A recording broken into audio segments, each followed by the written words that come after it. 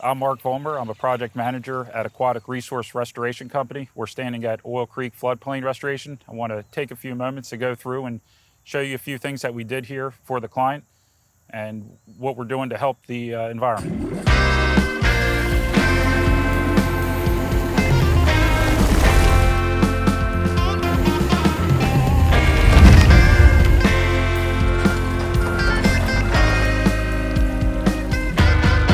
Just upstream from me is where we began our work. We set our 12-inch pump. We installed a 12-inch fused line that we discharged downstream, roughly about 1,000 feet. Once we installed our pump, we could pump the clean water around, and we installed a temporary diversion ditch to convey our water throughout the project, so we had free reign to excavate and move material as we felt fit. So a unique feature of this job is we didn't have to import or export hardly any material. The only import of this whole site was this larger quarry rock that we brought in to stabilize the incoming flows and the flood flows coming in to deposit this finer material that we're seeing here. All this is material that has been transported from downstream. Nothing was placed here. This is all material that's found on site. You can see in these riffles over here, all this material in these riffles that were constructed is all native material. Nothing was brought in here.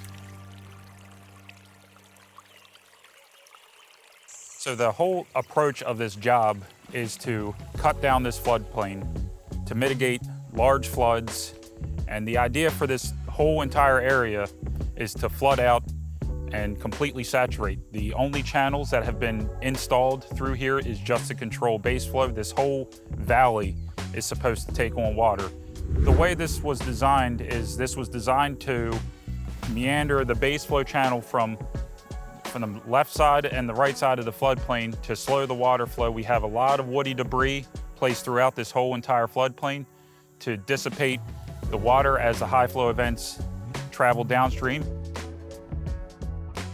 So we'll take a walk through, we'll look at some native plants that we've planted. This is a tree that we just planted yesterday. It's a river birch. This type of tree can tolerate a wet root system.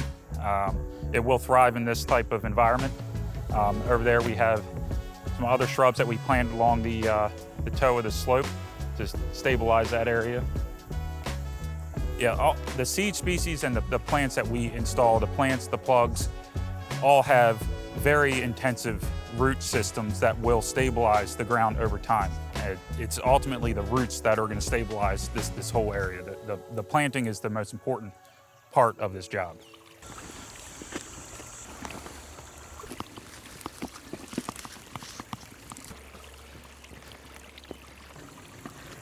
We did have to clear a lot of trees to make this project possible, but you can see around me we have killdeer flying around, you have herons. I mean, there's all this woody debris for any amphibians that are, they're living in here, but ultimately we're creating a whole lot of habitat.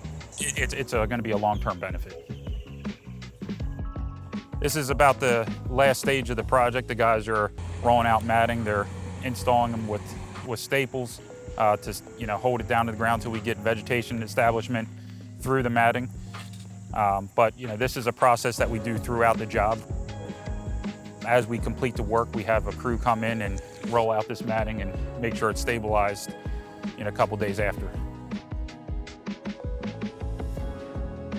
So this area of the project was completed on Monday. That's why they're stabilizing it now. The area upstream, it's about 2 months of vegetation. Some of it's volunteer growth, temp grasses.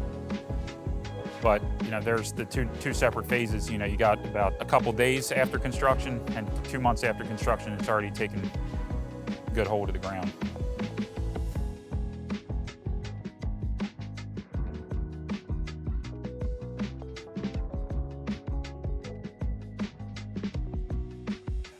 Hopefully you learned a little bit about what Aquatic Resource Restoration Company does. We'll see you on the next one.